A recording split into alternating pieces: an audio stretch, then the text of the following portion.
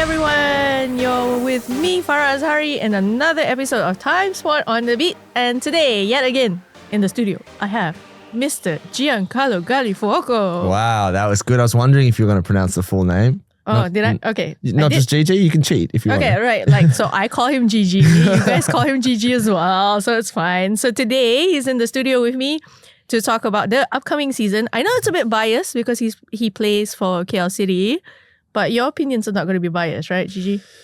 They are. They're definitely going to be biased. Oh, man. I'm so sorry, guys. At least I tell the truth. I tell the truth. Yep. I'll give you credit for being honest. So that's fine.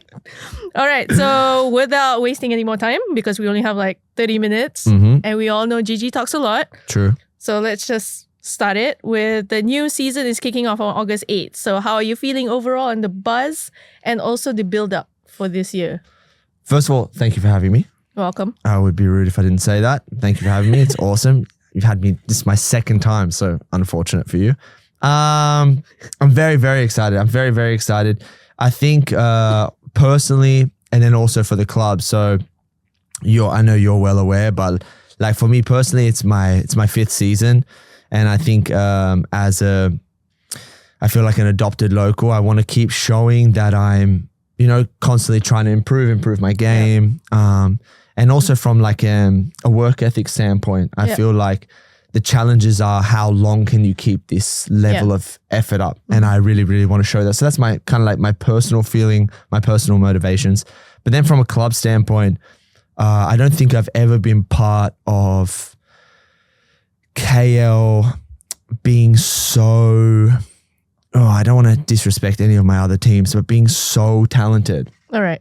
And I just say that in the sense of like, the reputation that we have is kind of like a ragtag team, like where I used to say all the time, we're a bunch of misfits. Yeah. Like we were players who were fringe from other teams, and then we came together and we kind of grew into this brotherhood, and KL City worked so well like that. Yeah. This is the first time where it's like, there's a lot of stars on my team, and it's incredible. The quality of training is so high. And once again, I hope not to offend any of my old teammates. They would probably agree with me.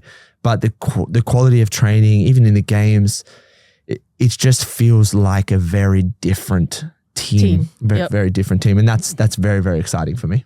All right. Okay. So we'll go more into detail about KL later on. Okay. Because like I said, the focus here is the league. Oh, yes, of course. Yeah. And all the other teams. Yeah. Okay. All right. So, I'm pretty sure that you guys have been following because it's part of your job to kind of follow and see what the other teams are kind of doing and stuff like that. How does this season differ from last season? Like, is it going to be more exciting, you think? Is it going to be more competitive, or how do you feel? Well, you're asking me as a player. And so from a player's perspective, you always feel like it's like a weird level of like the competitiveness in you. The competitiveness in you is like you constantly battle this kind of like, oh, they're strengthening and we're strengthening, and that team's strengthening. Oh, they signed him. And so, you have, obviously we have new teams in the league. Yep. That's exciting. Yep.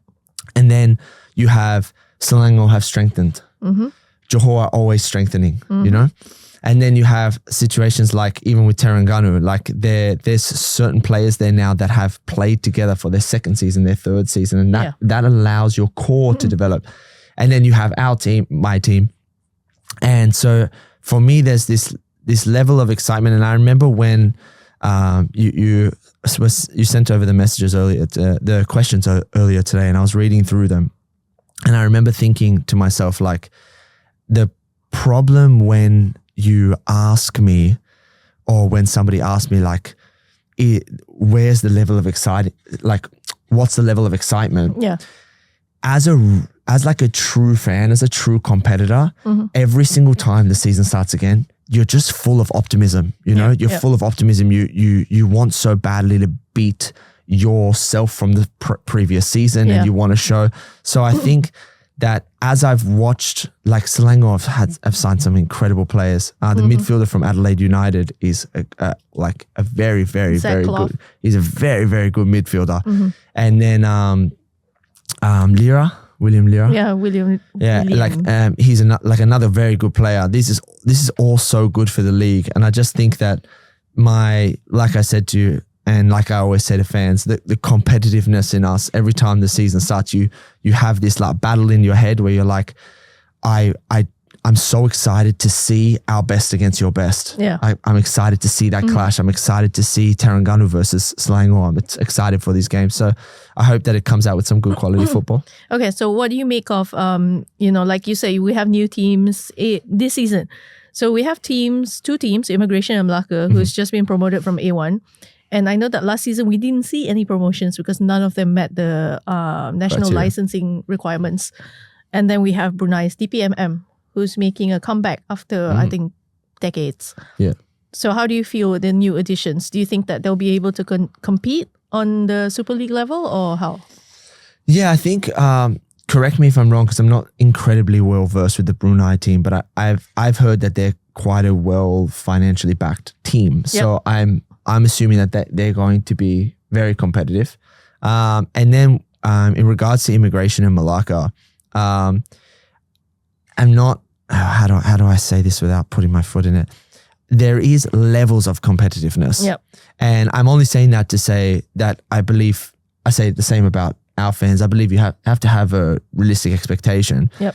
I think that they will be coming back, especially Melaka, and they're coming back and trying to redeem their reputation a little bit. Obviously, when they fell out, there was financial issues, and I feel like they're going to come back in and be a competitive, well-run club again. And I think that should be the target. The target should be, whether that be trying to be in the top 3, maybe not. But I feel like the people of Melaka, such a beautiful city, deserve to be going on the weekend every weekend, watching football and talking about the game rather than talking about off-field issues. You know, so for me, that would, if I was part of that management, that would be my target. Okay. As you mentioned earlier, you're somewhat of an adopted son to Malaysia. Thanks.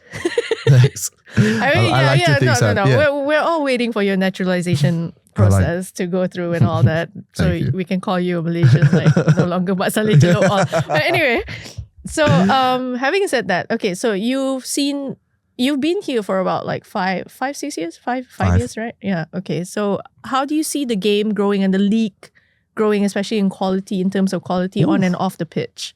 Good question. What is basically the biggest thing that maybe you've seen change over the past 5 years? Okay.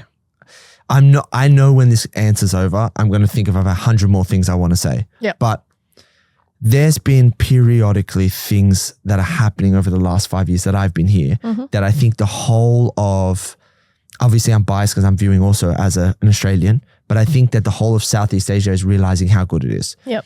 So we've had situations like in the World Cup, more Asian countries are going forward. Yeah. So you can see already Asian football is improving. But then specifically from a Malaysian standpoint, Terengganu versus Central Coast twice, 1-1 and drew 1. Huge statement. Yeah. Okay. Western Sydney Wanderers, my former club, just played Persib Bandung in a friendly, lost. So the leagues in Southeast Asia are improving. Then you have, if Indonesia, I'm using this in my bias, but if you're saying an Indonesian league team just beat Western Sydney Wanderers, and I've versed an Indonesian team 4 times in the last 5 years, and we've won 3 of the 4 games. Yeah. Can I say that Malaysian then is? So I'm not, once again, I know that's a biased view, but you can see just from these simple metrics, Malaysian football isn't something to be messed with anymore. Then you talk about Johor in the Champions League. Yep. The Champions League. Yep. I have played 5 games in the Champions League. I won 1. It is a hard competition. Yeah. And Johor has reached the round 16, right? Round of 16. Twice. If you can maybe correct me, but once when they had Forestieri, then they lost in the group stage, then round 16 again with Buriram. Right. So, yes. Right? Twice. So twice. This is ridiculous. And this is only in the 5 years I've been here. So I think Malaysian football is improving at a very, very good rate.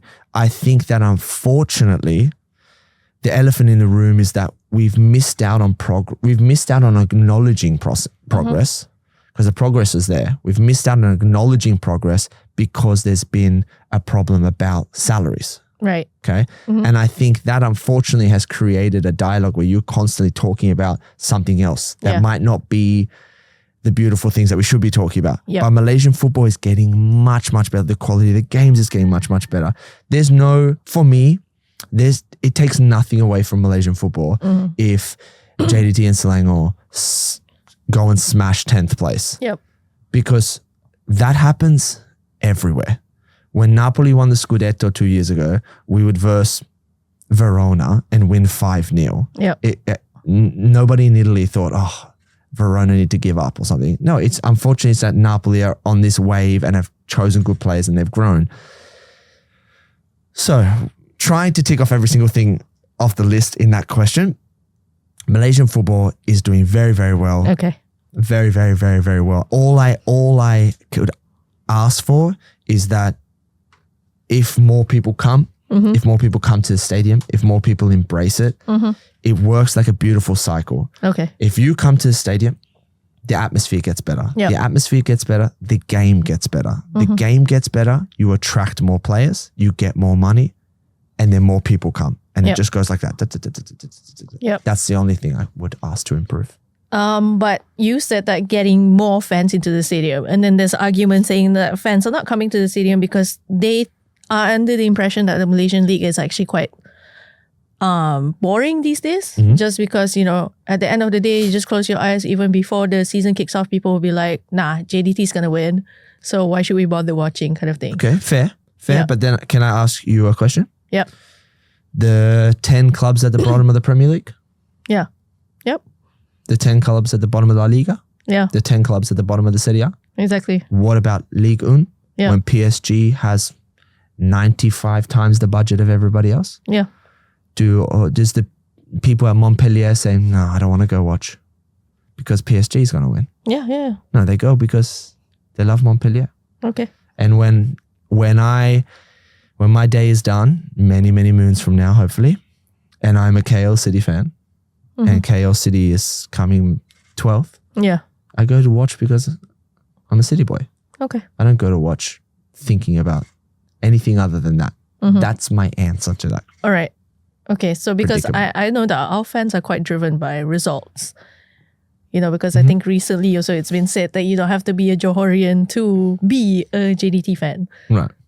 So I think that's kind of where the sentiment is coming from. But in your point of view, what can clubs actually do to promote fans to come to the stadium and be more engaged with the clubs that they support? One thing I think, if a club can get right, it nullifies all the potential problems, is that if a club can get the fan base to identify I wish I could articulate it better, but I've done too many headers. Okay. If you could identify how to make the fan base feel like they're almost also performing.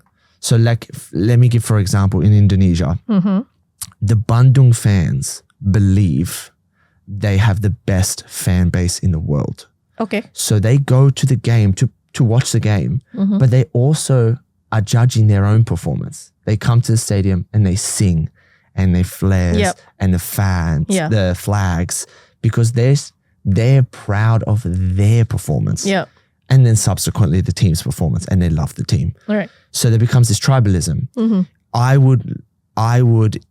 don't know how, I don't know what's the secret sauce, I don't know what's the recipe, but I think the clubs need to help the fans create a tribe that goes to the stadium and they perform just like we perform. We love to say on the field, we say the 12th man. The 12th man helps, the fans help. When you have fans that love the club so much and they treat the weekend like you treat the weekend, I think that's how you get more bums on seats. Do you think that they should be incentivized as well? Maybe that could help? Yeah.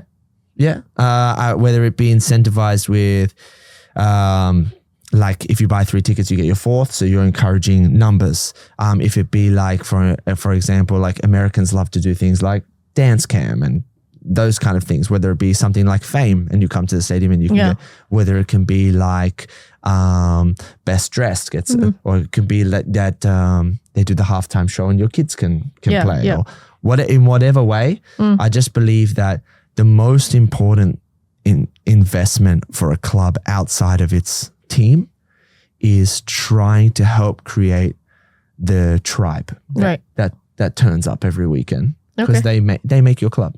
Club, for sure. You know, because I think everyone's kind of stepping it up as well in terms of like fan value, because everyone's having like fans day or whatever it is, including KL, beautiful. right? Yeah, beautiful. Yeah. Okay, so as someone who has played abroad a lot, you know, like Australia, where else did you play? Italy, England, Wales, Italy. Okay, there you go. Yeah. So seeing the level of competitiveness in Super League, like once you came here, the first moment that you stepped on until now, yes, has it increased? Changed? Yeah. Increased, improved, whatever it is? The first year I played here, the first game I versed Johor, we drew 1-1 at Cheras Stadium. Yep. And then every single year, Johor became Real Madrid Galacticos. That would every single year they improved dramatically. Selangor, when I first came here, were 8th. And then they were 5th. And then Selangor now is a powerhouse. Yep. So yes, dramatically improved every year. Also, there's, especially the top tier, have been investing more. Yeah. Naturally, that's kind of how it goes. They go hand in hand. Yep. But I would just like to acknowledge, because people love to ask me, you've traveled everywhere, you've played everywhere. How does this compare to this, and this compares to this? And that sounded like my question just now. yeah. Basically. Go for it. Yeah. And I always think to myself, you have to factor that it's 30 plus degrees here when we play. Yeah. So one thing that I know fans watch Premier League and they're like, but GG is so fast. I'm like, bro, it's 16 degrees and perfect today. Yep. Let's ask Kevin De Bruyne if he can run like that when it's 33 degrees, 5:15 in Kelantan, and see if he can. So that does change the pace of the game.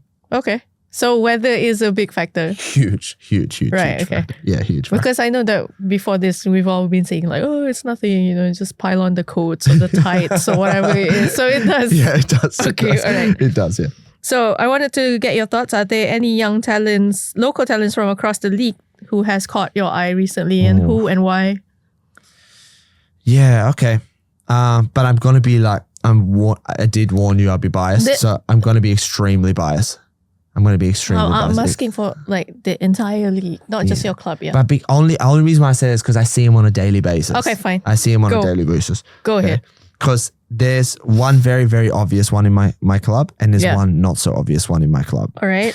And like the obvious one I'll say is like, obviously Hakimi has an insane amount of potential. That's Hakimi Azim Rosli. Yes, he has an insane amount of potential. And this is not, I am name dropping, but I was at Spurs and watched Harry Kane turn to Harry Kane, Tom Carroll, Nabil Bentaleb. I watched all these people. We all signed at the same time. So I feel well versed enough to say this person has the qualities to do it and this person doesn't. Yeah. Hakimi has everything. He has everything. He's technically gifted. He's tall. He's fast. He's even like a little bit arrogant, which is good. It's an important part of being a professional athlete, because you need to shake off a mistake. It's important to. Michael Jordan wasn't a nice, humble guy. You have to have it a little bit. You know, Ronaldo's not, you know what I mean? Okay. And it goes on. If he can work on his discipline, if he can give Malaysia 100% of his effort every day, I'm telling you right now, Hakimi will be on your top 10 greatest players of all time. Okay. He has so much untapped potential, and it is completely up to him to crack. Right. That's the obvious one. Now, once again, I apologize because the other player's from KL City as well. Okay. So don't get angry. It's fine. But I don't feel like he's as well known because he hasn't had as much minutes yet. Okay. But he's still young is Sharvin. Oh, okay. All right. Sharvin is very, very talented, very technically gifted. He's rapid, so quick, and he can be devastating.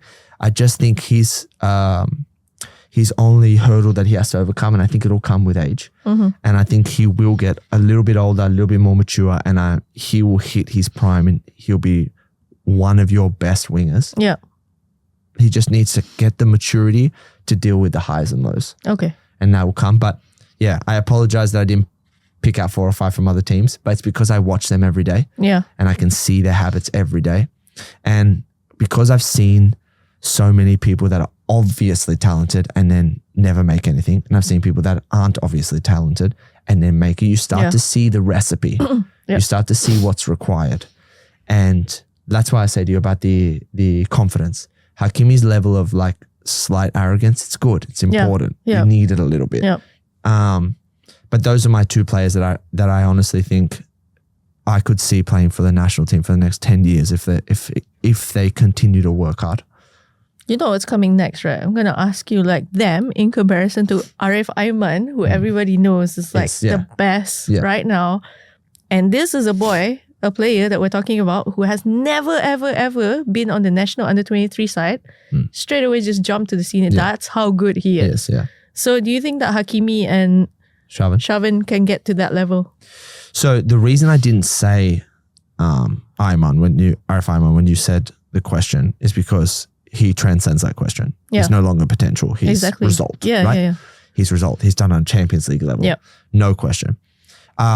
For me, by far the best player in the league. Very difficult to mark.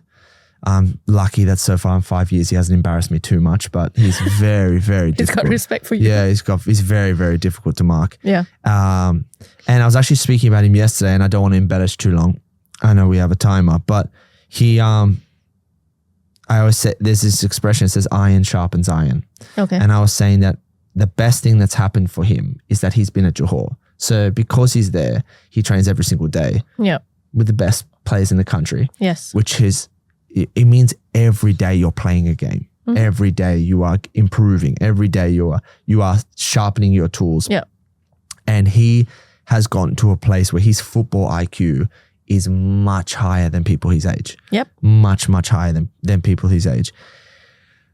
In order for Shavin and Hakimi to get to that level, you need a lot of time. Because they need the level of games, the level of training, and they're not going to have the 10,000 hours that he has. Yeah. Because he has it at the best club with the best facilities. And I am giving Hakimi and Shavin a bit of an excuse, but it's also to give a compliment to Arif Iman, right? But I do believe where he is now, they can get to eventually. Okay. But when they get there, he'll also continue to be further forward because he has everything around him to help improve. He's got a great attitude. He's got a great attitude. He works hard. You can see even in the games how I watched the Malaysia-Vietnam game. Yeah. And he started off and straight away he made 1 or 2 mistakes. And I was watching him specifically. Yes. And I watched him then for the next 5 to 10 minutes try to work out how to get into the game. Yeah.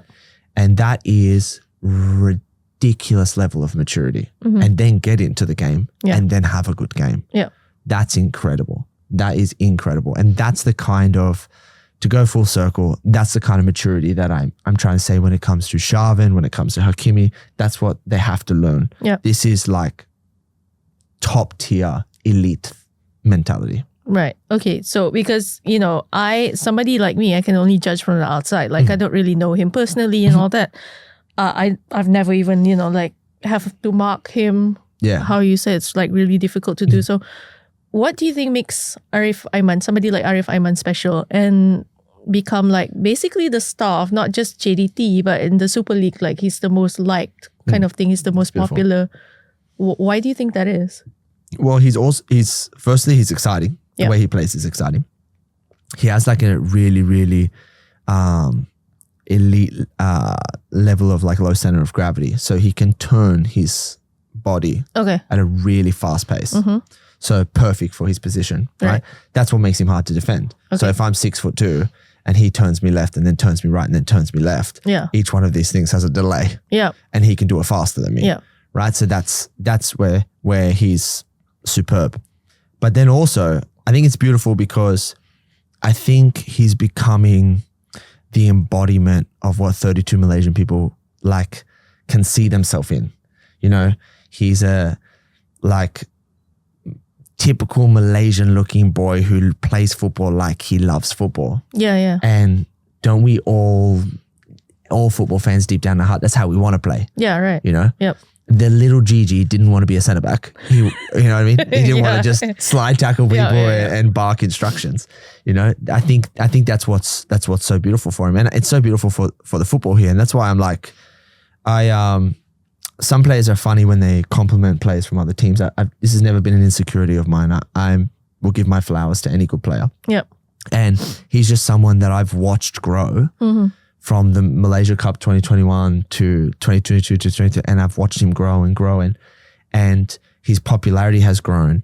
And I think another very important thing is, other than, you know, athletes that our egos get carried away with podcasts and TikToks and Instagrams and all these extracurricular things. Yep. But in the end, the most important thing is what you do on the field. Mm-hmm. And Arif Iman every single year has improved what he has done on the field. And that's always going to get your fan base. That's always going to get your following. Okay. All right. As I promised you earlier, we will circle back to KL City, your favorite topic of the league. Thank you. Right. Okay. So how's that going? And, you know, did you guys kind of set KPIs for yourselves? And then you mentioned before that you guys have better signings. Not better signings. Yeah, I'm going to get bashed for that one. No, not a better signing. Well, I mean, it's like, you know, you're getting loans from places, and it's like, it's adding a little bit more star power to KL City, right? Yeah. So, your thoughts? Bro, we have Safawi. Shamir. Like Safawi is like a humongous star, and I play with him. That's crazy. Yeah. Amongst the other ones. But so many talented players. Yeah, it's really exciting. I think, okay, I'll try to sum this up as quickly as possible. I apologize. So many good new players. There were some players that left that I do wish stayed. Mm-hmm. But we recruited so many players. It's immediately improved the standard of training. So obviously the better, like we were talking about before with the Johor as the example. Yep.